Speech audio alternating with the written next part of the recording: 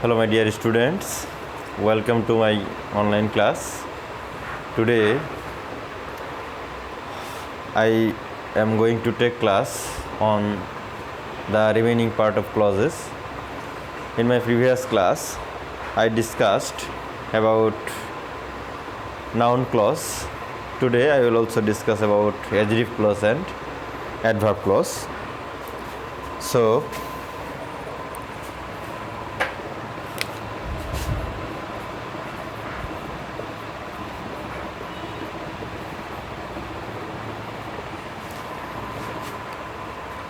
আশা করি তোমরা যদি গত ক্লাসটা একটু রিভিউ করে দেখো যে নাউন ক্লজের সঙ্গে অ্যাডজেক্টিভ ক্লজের অনেকটাই মিল আছে। সো অ্যাডজেক্টিভ ক্লজ ভালোভাবে বুঝতে হলে তোমাকে অবশ্যই নাউন ক্লজটা ভালোভাবে দেখতে হবে।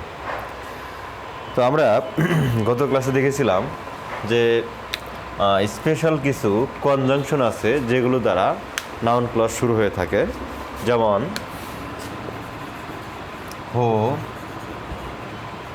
Home, whose, what, where, why, when, how,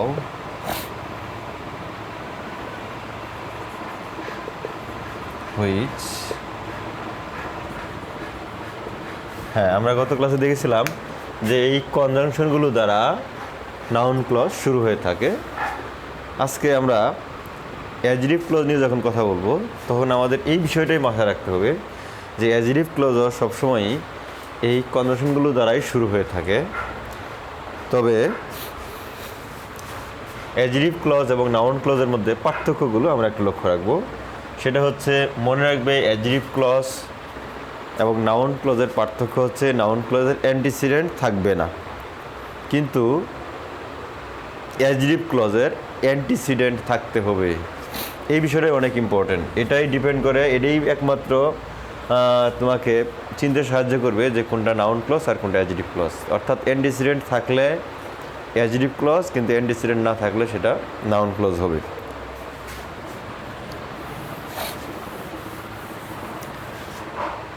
তাহলে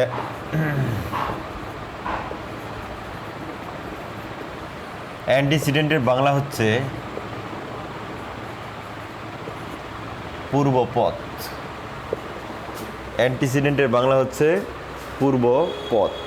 তাহলে অ্যান্টিসিডেন্ট থাকলে নাউন ক্লজ, অ্যান্টিসিডেন্ট থাকলে অ্যাডজেক্টিভ ক্লজ, কিন্তু অ্যান্টিসিডেন্ট না থাকলেই নাউন ক্লজ। চলো আমরা উদাহরণ মধ্য দিয়ে আমরা কয়েকটা ক্লজ দেখি।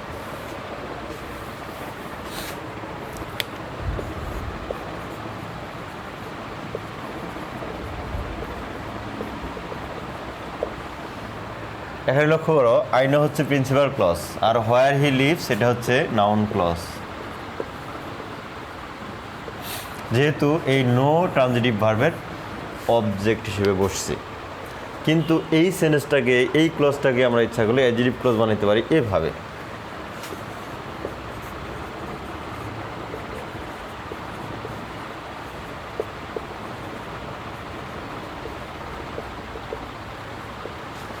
I know the place where he leaves. অর্থাৎ এই যে দ্য প্লেস হচ্ছে অ্যান্টিসিডেন্ট, এই দ্য প্লেস হচ্ছে অ্যান্টিসিডেন্ট। এই অ্যান্টিসিডেন্ট থাকার জন্য হোয়ার হি লিভস হচ্ছে সাবঅর্ডিনেট অ্যাডজেক্টিভ ক্লজ। আর একই ক্লজ হোয়ার হি লিভস, কিন্তু এটার পূর্বে যেহেতু অ্যান্টিসিডেন্ট নাই, তাই এই হোয়ার হি লিভস হচ্ছে নাউন ক্লজ। আর এটার অ্যান্টিসিডেন্ট থাকার জন্য এটা হচ্ছে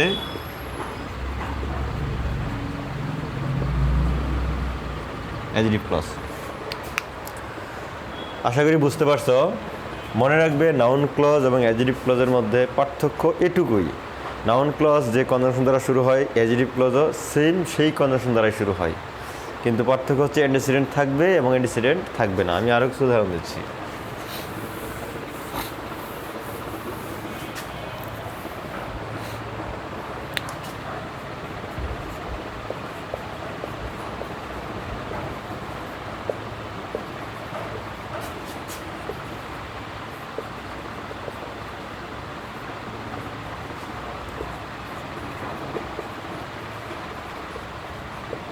লক্ষ্য করো, he explained why he failed to get GPA 5।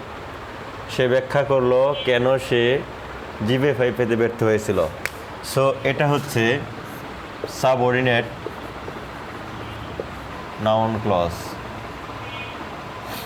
লক্ষ্য করো, সাবঅর্ডিনেট নাউন ক্লজ, কারণ এই এক্সপ্লেইন হচ্ছে ট্রানজিটিভ ভার্ব। এক্সপ্লেইন হচ্ছে ট্রানজিটিভ ভার্ব। তাহলে এই ট্রানজিটিভ ভার্বের অবজেক্ট হিসেবে why he fail to get GPA 5 এই ক্লজটা বসে। সো অবজেক্ট হিসেবে বসে যেহেতু, তাহলে এটা কী হবে? নাউন ক্লজ হবে। কিন্তু আমরা যদি এই সেন্টেন্সটাকে এভাবে লিখি,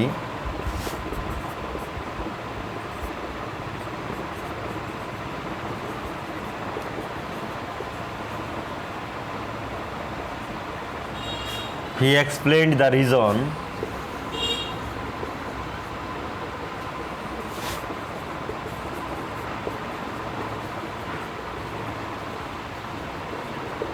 তাহলে he explained the reason why he failed to get GPA 5। এখানে লক্ষ্য করো, এই why এর আগে দ্য রিজন আছে। এই দ্য রিজন হচ্ছে অ্যান্টিসিডেন্ট।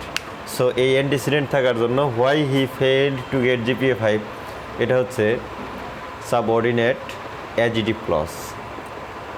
আশা করি বুঝতে পারছো। আমি আরও কিছু উদাহরণ দিচ্ছি অ্যাডজেক্টিভ ক্লজকে ক্লিয়ার করার জন্য।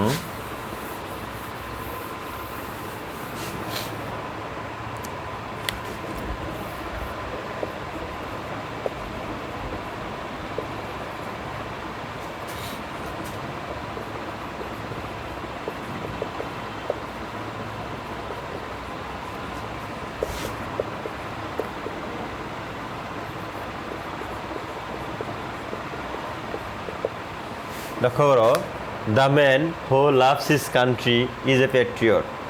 এই ক্লোজে এই হু লাভস হিজ কান্ট্রি এটুকু হচ্ছে সাবঅর্ডিনেট ক্লজ। কিন্তু যেহেতু এই দ্য ম্যান আছে, এই দ্য ম্যান হচ্ছে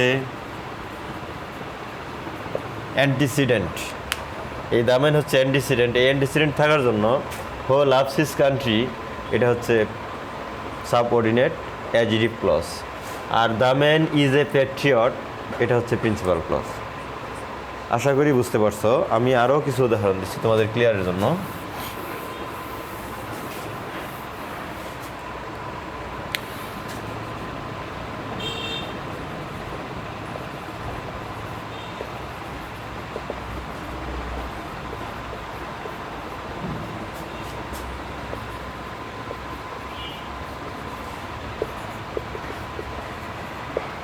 দেখো, the dog which barks hardly bites. তাহলে আমরা এখানে দেখি হুইচ বার্কস, এটার অ্যান্টিসিডেন্ট হচ্ছে দ্য ডগ। তাহলে যেহেতু অ্যান্টিসিডেন্ট আছে, তাহলে হুইচ বার্কস হচ্ছে সাবঅর্ডিনেট অ্যাডজেক্টিভ ক্লজ। আর দ্য ডগ হার্ডলি বাইটস এটা হচ্ছে প্রিন্সিপাল ক্লজ। আশা করি সাবঅর্ডিনেট অ্যাডজেক্টিভ ক্লজ তোমাদের ক্লিয়ার।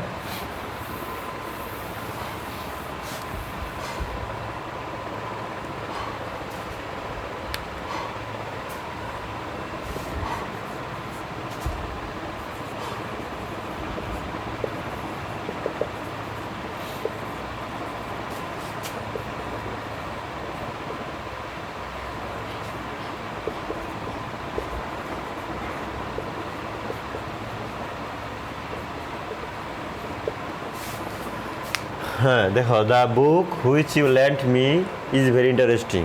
এই বাক্যে আমরা দেখতে পাচ্ছি হুইচ ইউ ল্যান্ড মি এটা সাবঅর্ডিনেট ক্লজ। যেহেতু দ্য বুক অ্যান্টিসিডেন্ট, সো এটা হচ্ছে অ্যাডজেক্টিভ ক্লজ।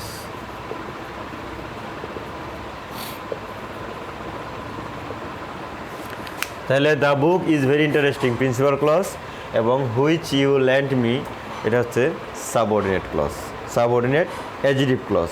যেহেতু আমরা দেখতে পাচ্ছি যে এই সাবঅর্ডিনেট ক্লজের কি আছে? অ্যান্টিসিডেন্ট বা পূর্বপদ আছে।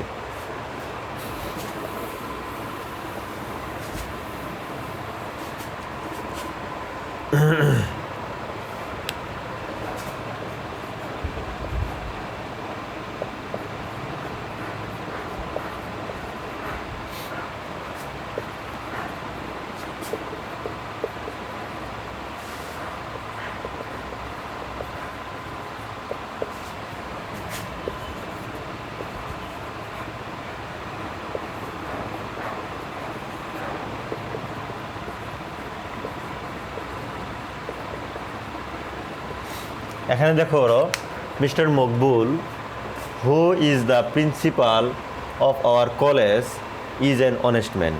আমরা এখানে কী দেখতে পাই যে মিস্টার মকবুল হচ্ছে who is the principal of our college, এই ক্লজের অ্যান্টিসিডেন্ট। এটা হচ্ছে অ্যান্টিসিডেন্ট। তাহলে যেহেতু mister Maqbool who is the principal of our college এই ক্লজের অ্যান্টিসিডেন্ট, তাহলে আমরা বুঝতেই পারছি যে who is the principal of our college এটা হচ্ছে সাবঅর্ডিনেট অ্যাডজেক্টিভ ক্লজ। আমরা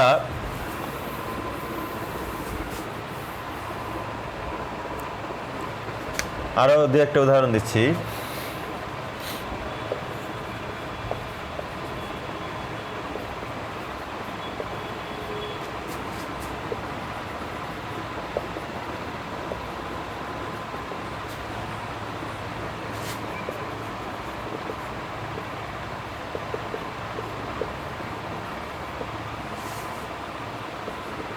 এখানে লক্ষ্য করো, can you tell me when the next train will কাম।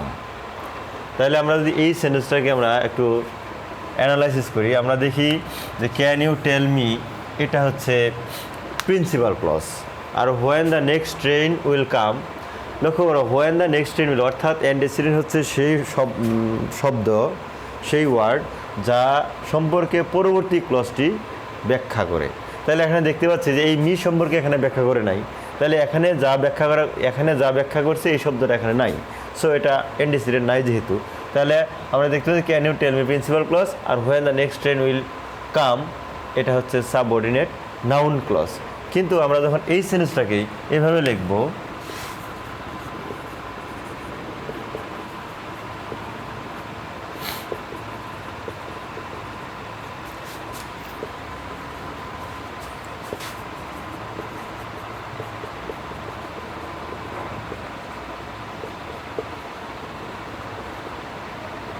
এখন লক্ষ্য করো, তাহলে can you tell me the time when the next train will come. তাহলে এই যে দেখো দ্য টাইম, এই দ্য টাইম সম্পর্কেই when the next train will come explain করা হয়েছে, সো এটা হচ্ছে অ্যান্টিসিডেন্ট।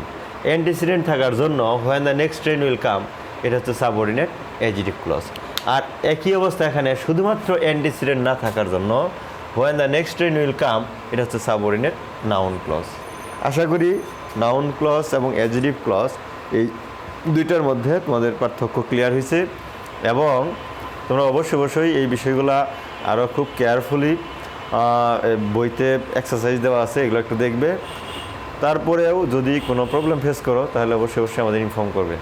আমি ইতিমধ্যে অনেক স্টুডেন্টের কাছ থেকে কিছু তথ্য পাইছি যে অনেকে আমাকে ফোন করেও জানাইছে যে স্যার আমরা অ্যাডজেক্টিভ ক্লজ সম্পর্কে একটু ক্লিয়ার ধারণা চাই।